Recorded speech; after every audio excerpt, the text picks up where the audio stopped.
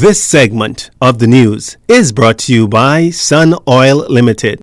Welcome back. The government rolling out its $17 million Bahamas National Unmanned Aerial Program through the Ministry of National Security at its headquarters yesterday.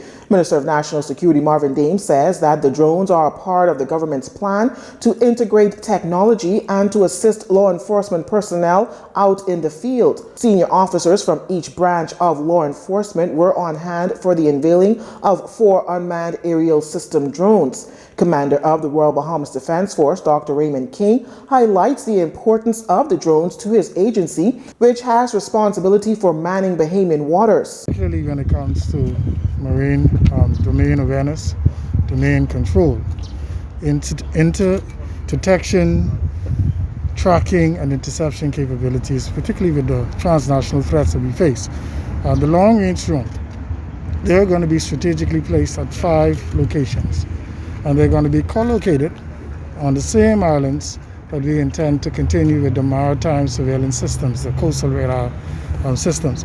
Those will extend our capability and reach in terms of knowing who is in our domain. Here's Comptroller of Customs Department, Dr. Janine Moss, who also notes the importance of the technology to her agency as they fight against illicit imports and the facilitation of trade.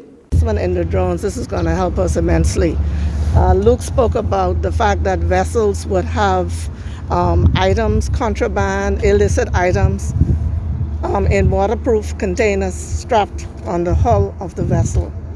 For us to detect that, we would actually have to put divers down there, which of course we don't have that type of manpower equipment to do. The drones showcased at the demonstration include the Nest, the Blimp, the Quadcopter, and the Deep Tracker. Minister Dames remarked that they are not Walmart drones as suggested by social media commentators. Rather, the drones have tremendous capabilities and are only the first in the Ministry of National Security initiatives to assist law enforcement agencies under the ministry's oversight.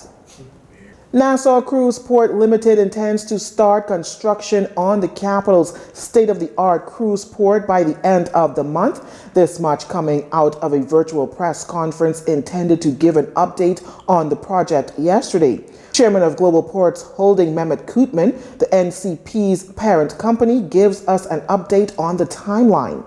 I think, people say there's a light at the end of the tunnel. I think we're out of the tunnel. There's broad daylight. It's a matter of time, whether it's 2 months or whether it's 6 months, but no more than 6 months. So I can very comfortably say we're going to go back to our old days probably by this end of second quarter next year or the third quarter of next year. He adds that the lack of cruise ships at the port means that demolition and construction has been able to move forward unaffected by passenger foot traffic, though the port is prepared for the eventuality in 2021. Here's NCP's CEO Mike Maurer Jr. with the project's progress. It is going to be exciting to begin to see the piles being driven to create a new Oasis class berth. It's going to be exciting to see the sheet pile coming together. It's going to be exciting to see the sheet pile being driven to the west end of what's called berth 16 to create additional commercial space for authentically Bahamian and Bahamian experiences.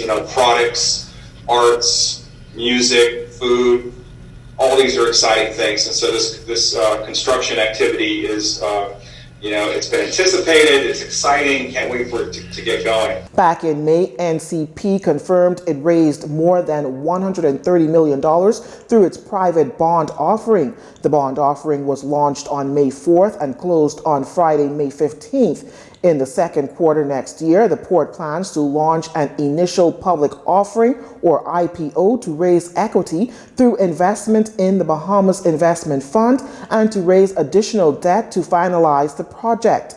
Through the IPO, thousands of Bahamians will have an opportunity to invest in BIF, facilitating broad-based Bahamian ownership in the project. You're watching JCN News. Stay with us. This segment of the news has been brought to you by Sun Oil Limited.